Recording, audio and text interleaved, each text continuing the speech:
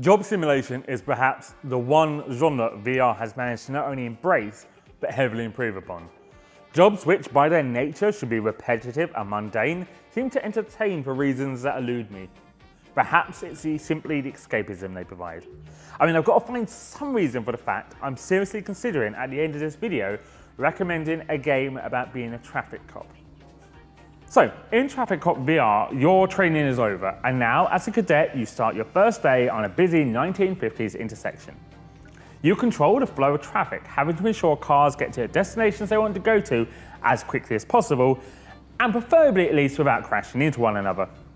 Control of the game is via a simple controller point and trigger mechanism, with you selecting a lane of traffic and where you'd like that traffic to go. You can stop any of the lanes by simply holding the bottom of the touchpad as well.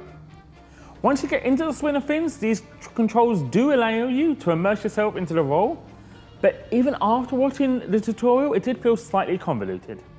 It's not so much that these controls are difficult, but rather than aren't as intuitive as I've come to expect from VR games.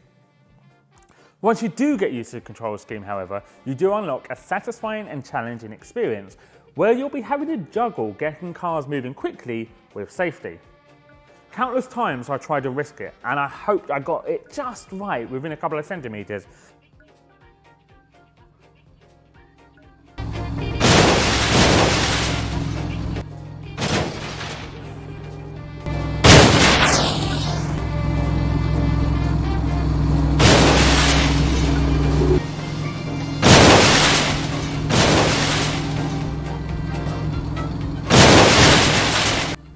You also have to understand individual drivers and their speed. Some go too fast and some go too slow.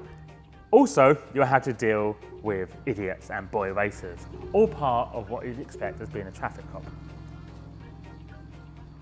As a core gameplay mechanic, it's fun, but it does lack variance, especially for its relatively hefty price tag of £15, that's about $20. There is just the one environment which, although pretty, and well suited to the theme, it does tire after a while. The cars themselves all look a bit too similar as well, considering it's set in the 1950s, which had such a huge range of stunning motor designs. It feels like a wasted opportunity. And when it comes to gameplay variation, the actual meat of why anyone would buy Traffic Cop VR, it has just the one game mode.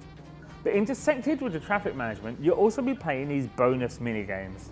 Now, generally I don't look too heavily at the Steam store until after I play the game. So you'll understand my confusion when after a relatively successful traffic management job, I'm suddenly being assaulted by UFOs. Yeah.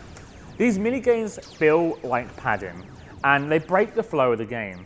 Job simulators are at their best when you can fully immerse yourself into the role you're doing. And it's really jarring getting assaulted by UFOs or playing a rudimentary duck hunt game in the middle of your otherwise mundane job that you're enjoying. Progression throughout does also feel a little lackluster, with no discernible reward for doing well or failing. There is a local leaderboard you can initial, but having no connection to the wider world seems a little shallow. And there isn't any real major push to continue playing. You're not unlocking content as you go, and you're not being presented with a target goal. It's just very conceptual as a game. So, do I recommend it? It's really hard to say. If this was an early access title, and I'd say keep an eye on it, maybe buy it to support it, but it's not. And in its current state and its current degree of gameplay, I just can't find myself saying it's worth the money. Literally, at the same price as this title, you can get the fully fleshed out job simulator. I hope they do improve it, and I will be keeping an eye on it.